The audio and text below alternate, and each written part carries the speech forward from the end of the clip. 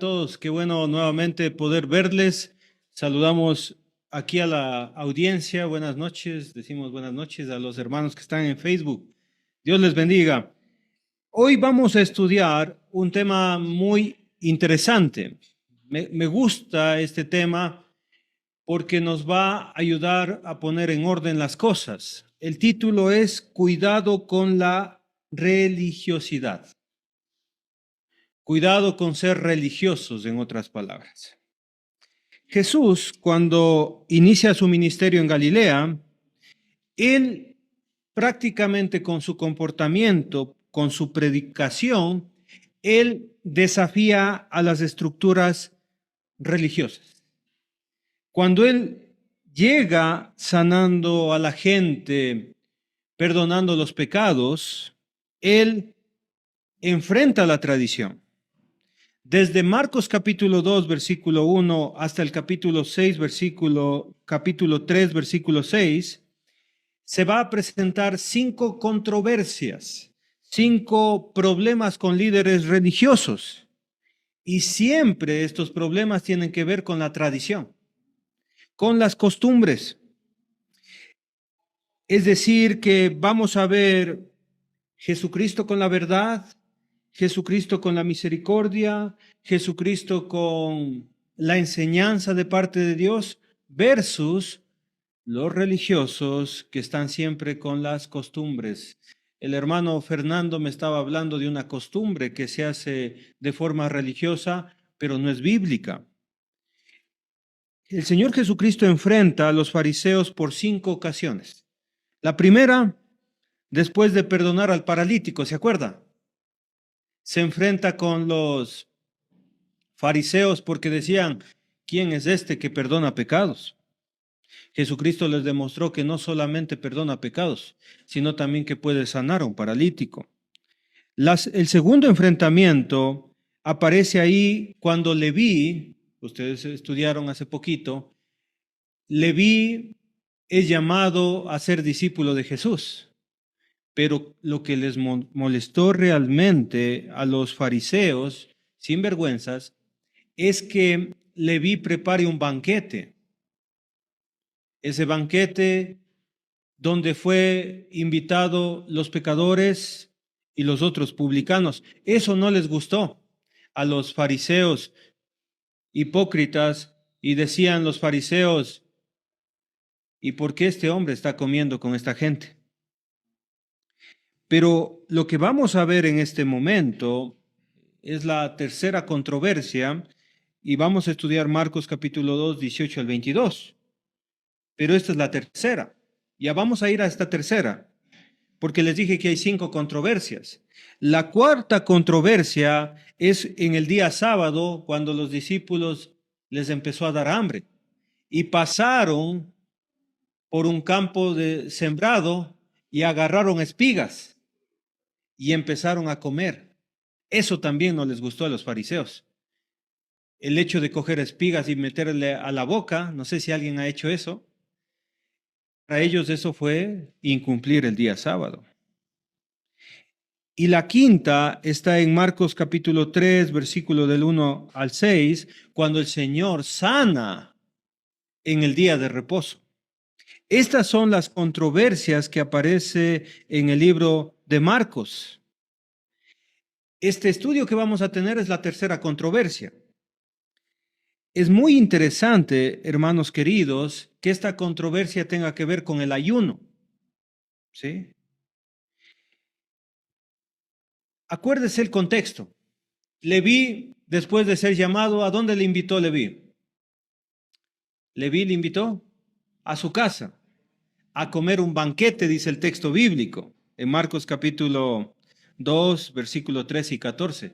Le invita a un banquete. En el banquete había música, en el banquete había mucha comida para escoger.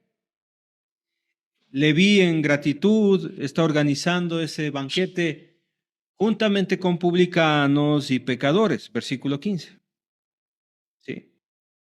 Mientras Jesús y sus discípulos celebran este banquete, los fariseos en el versículo 16, ellos van a empezar, hermanos queridos, a criticar a Jesús. Imagínese Jesús comiendo y los fariseos de la ventana mirando cómo comían el banquete, y ellos estaban en ayuno.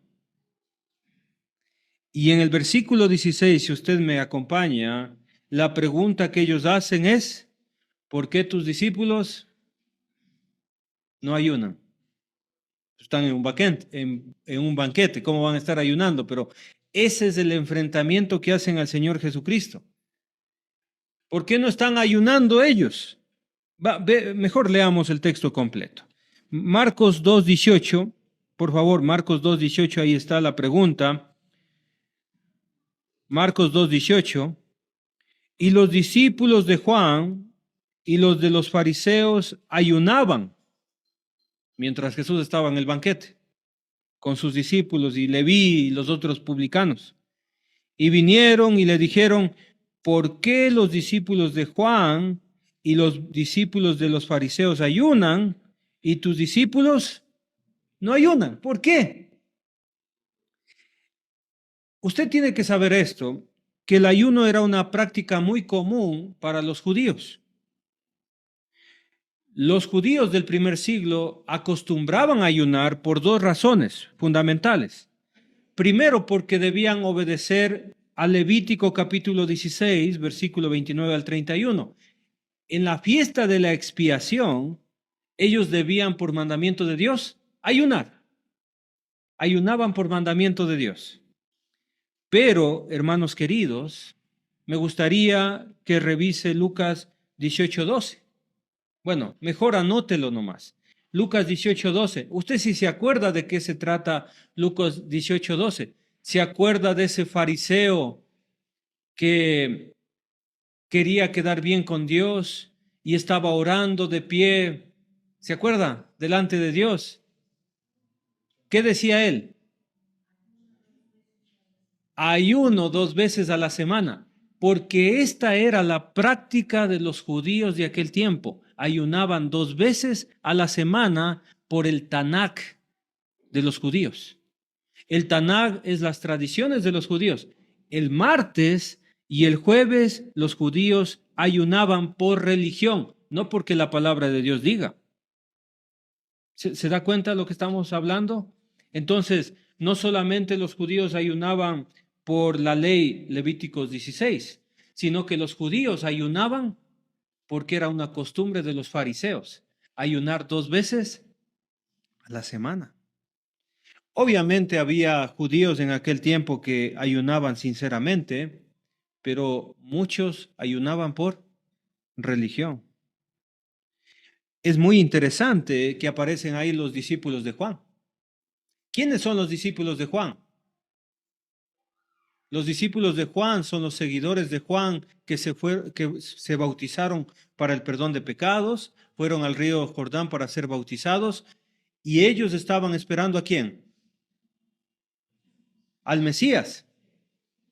Pero estos fariseos no utilizaron, hermanos queridos, la palabra de Dios para influenciar en ellos. Ellos utilizaron ¿qué? La religión de las tradiciones. Y es interesante que discípulos de Juan el Bautista que esperaban al Mesías sean contaminados con el espíritu de estos legalistas fariseos. Les contaminan a los que estaban esperando al Mesías y les dicen, mira, están comiendo, deberían estar ayunando como tú y yo estamos ayunando. Por eso creo, hermanos queridos, que hay que tener mucho cuidado con ser legalistas, porque el legalismo nos desvía de nuestra fe. Los discípulos de Juan tenían el mejor predicador de aquel entonces, Juan el Bautista, imagínense el mejor predicador.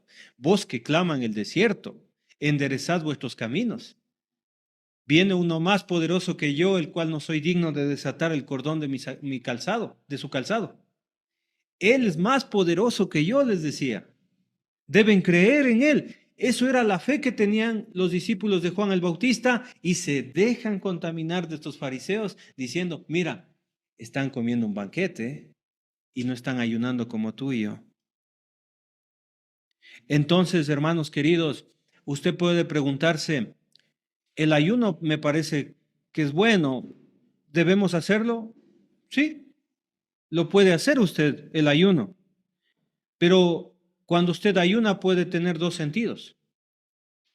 Puede utilizar como sinceramente para acercarse a Dios o puede utilizar el ayuno como una regla humana. De usted depende. A Jesús, cuando le preguntaron sobre estos asuntos de las obras de justicia, usted puede ver, no abrirle en este momento porque nos vamos mucho tiempo, en Mateo 6 aparecen tres obras de justicia. ¿Cuáles son las obras de justicia? A ver, como dijo Cantinflas, las tres obras de la justicia son la primera, la segunda y la tercera. ¿Pero cuál? ¿Cuáles son las obras de justicia que aparecen en Mateo capítulo 6? A ver, la primera, la segunda, la tercera. ¿Cuáles son?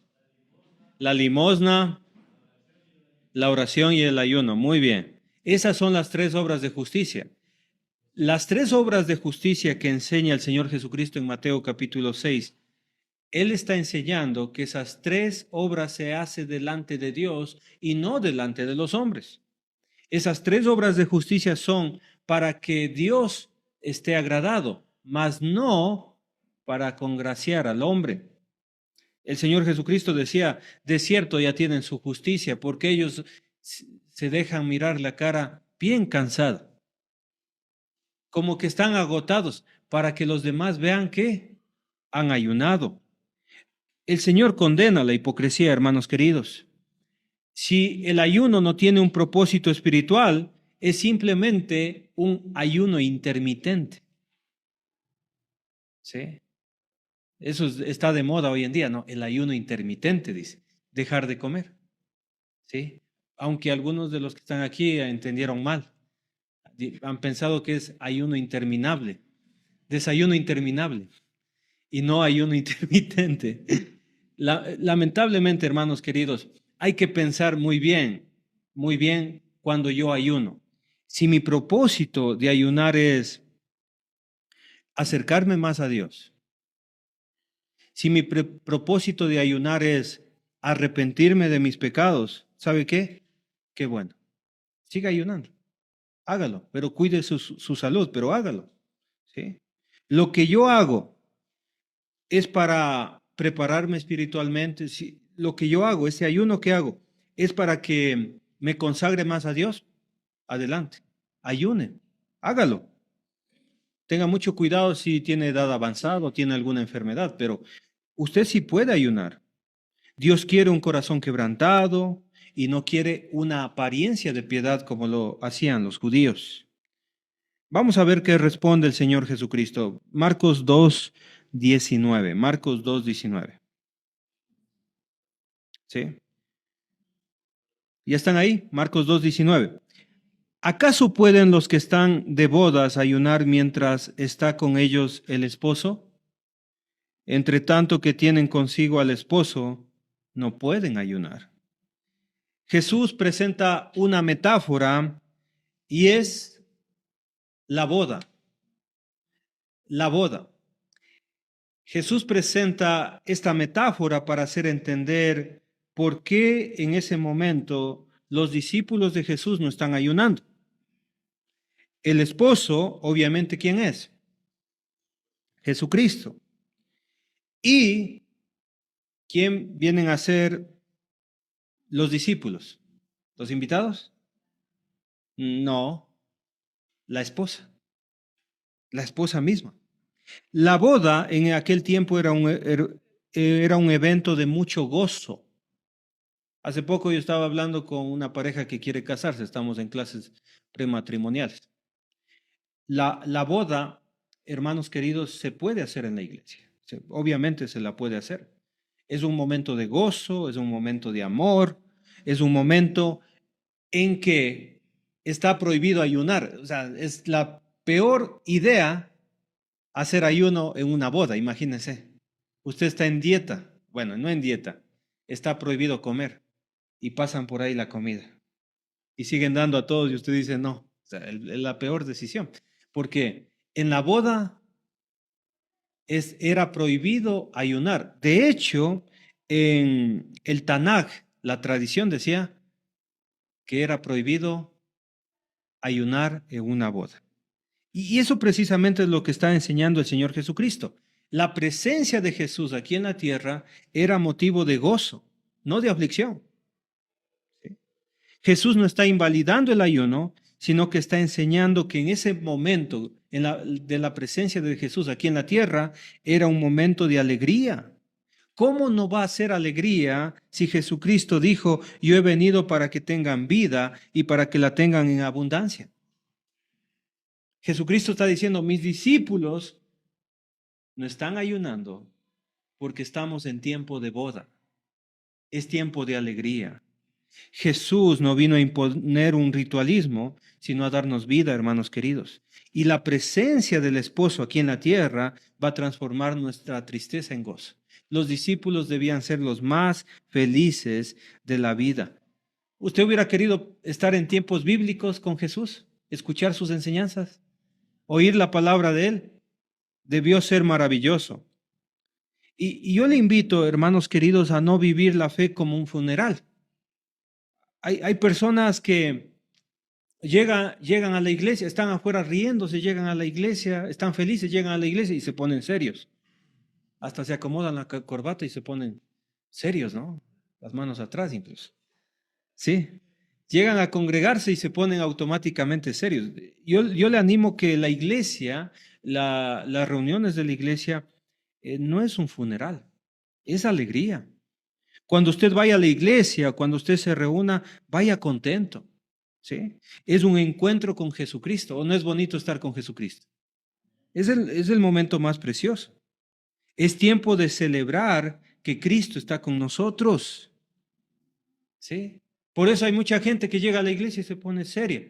Otros piensan que es tiempo de dormir porque se ponen a dormir. Pero es un momento en que hay que cantarle a Dios de corazón, hay que alegrarse con la palabra de Dios, hay que orar a Dios con todo nuestro ser. ¿Para qué? Para estar felices, porque es presencia de gozo. Hay momentos de tristeza. Por ejemplo, cuando nos acordamos en la Santa Cena de lo que hizo el Señor Jesucristo por nosotros. Nos da tristeza que Jesucristo fue clavado en la cruz, pero también nos da alegría que fue resucitado. ¿Sí? Marcos 2:20, mire lo que dice. Pero, lo contrario a la alegría, pero vendrán días cuando el esposo le será quitado y entonces en aquellos días ayunarán. Jesús anticipa su muerte y la palabra quitado, aparté en griego, es la voz pasiva que implica violencia. Es decir, que en este momento estaban contentos con la presencia de Jesús, pero iba a haber un momento en que Jesucristo iba a ser quitado. Está hablando de la muerte de Jesucristo, que Él iba a ser quitado violentamente. Y es así que la muerte de Jesucristo fue violenta, hermanos. Esta es la primera referencia de su muerte en el Evangelio de Marcos. ¿Sí? Y es maravilloso, hermanos queridos, que Jesucristo desde ese momento ya está pensando en que Él va a morir en la cruz del Calvario. Y usted puede pensar en el propósito del libro en Marcos 10:45, cuando dice que Él vino para servir, pero principalmente, mire, para dar su vida en rescate por muchos. ¿Sí?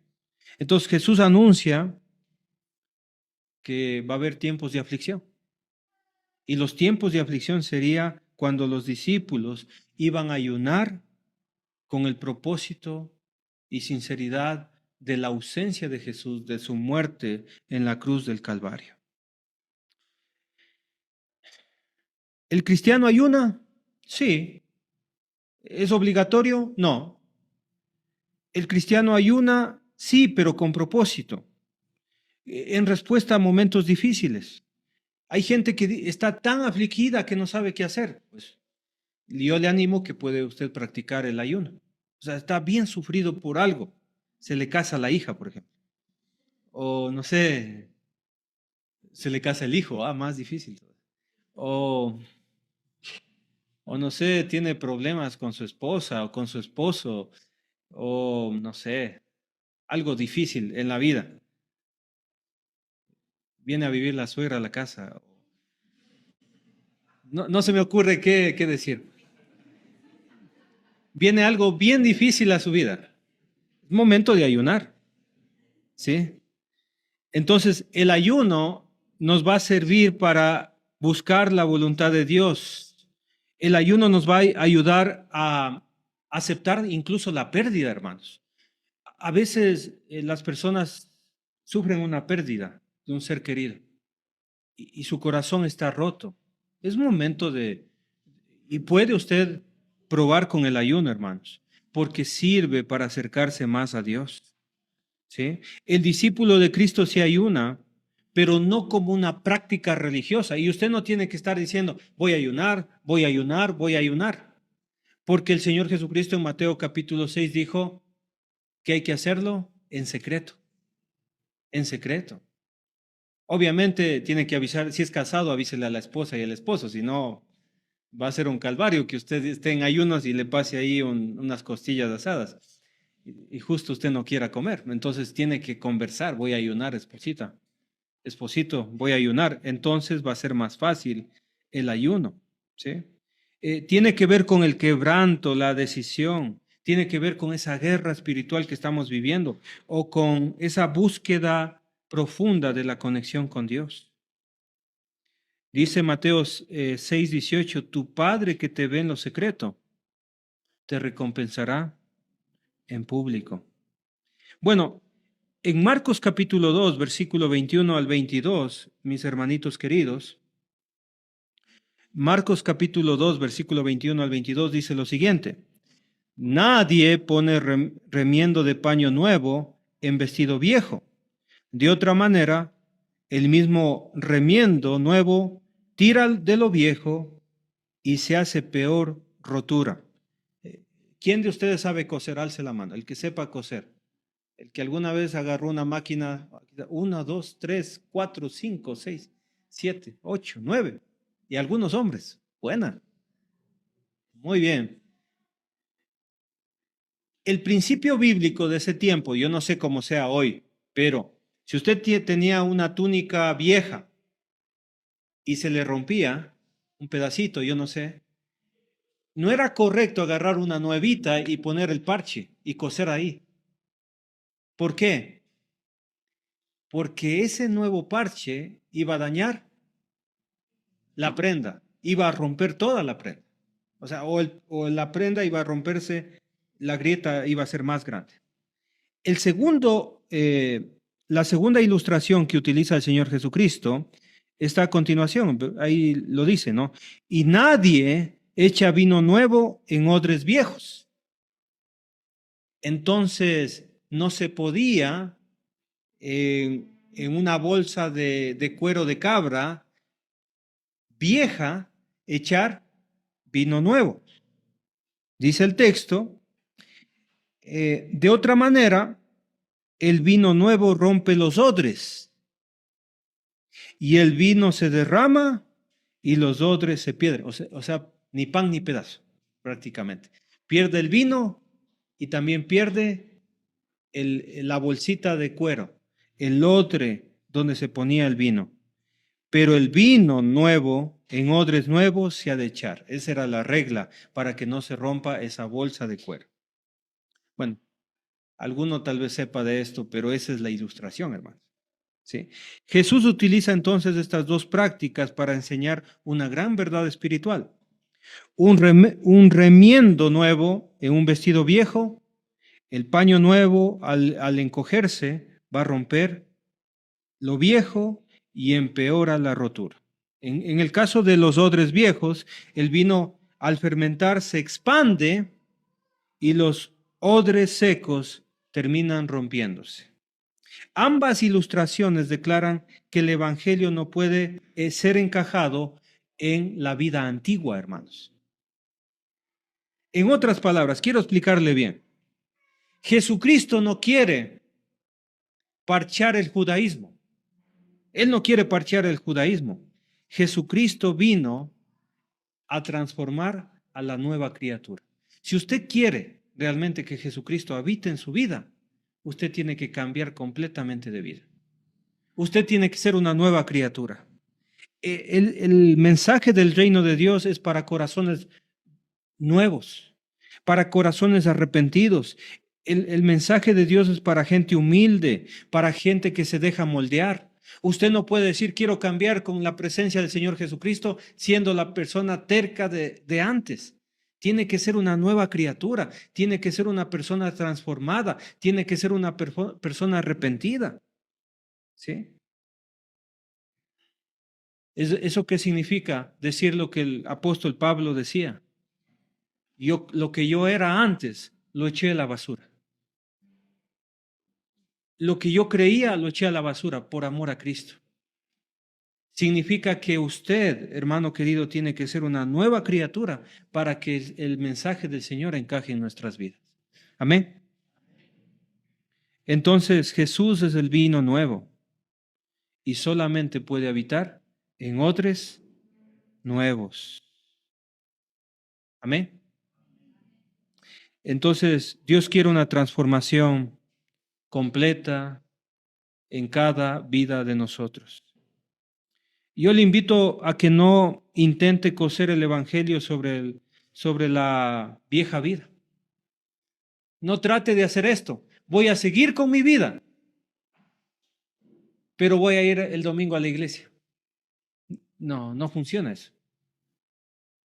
No significa voy a seguir con mi pecado de la fornicación.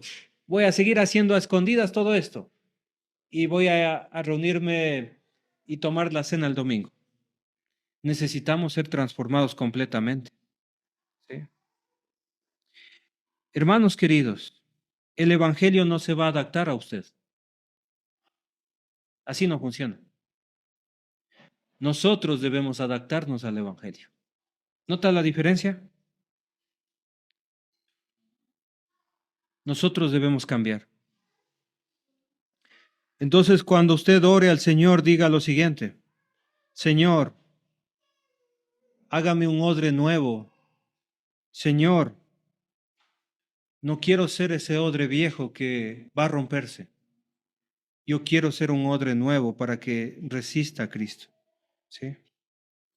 Hay que dejar la religión, hermanos. La religión hace que nosotros hagamos cosas por obligación y empecemos a hacer ese cristianismo por fe, por amor, porque hemos cambiado, porque necesitamos a Cristo. Amén. En Juan 14:6 dijo Jesús: yo soy el camino y la verdad y la vida. Nadie viene al Padre sino por mí. Jesús nos va a completar. Jesús es el único camino que nos va a llevar al Padre. Jesucristo es la única verdad que nos va a acercar a Dios. En Colosenses 2:10 dice, y vosotros estáis completos en Él. Usted no necesita nada más que Jesucristo, porque en Jesucristo usted va a encontrar todo. En Jesucristo usted va a encontrar lo que necesita para vivir eternamente. Él es la cabeza de todo principado y potestad. Solamente en Jesucristo, dice Hechos 4:12, en ninguno hay otra salvación, en ningún otro hay salvación, porque no hay otro nombre bajo el cielo dado a los hombres en que podamos ser salvos. Así que, ¿vemos a Jesucristo como el camino, la verdad y la vida? ¿O vemos la tradición como la costumbre humana? ¿Qué escoge usted? ¿Qué cosa va a escoger usted? Jesús es suficiente, hermanos. Y si usted está en Cristo, está completo, está salvo eternamente.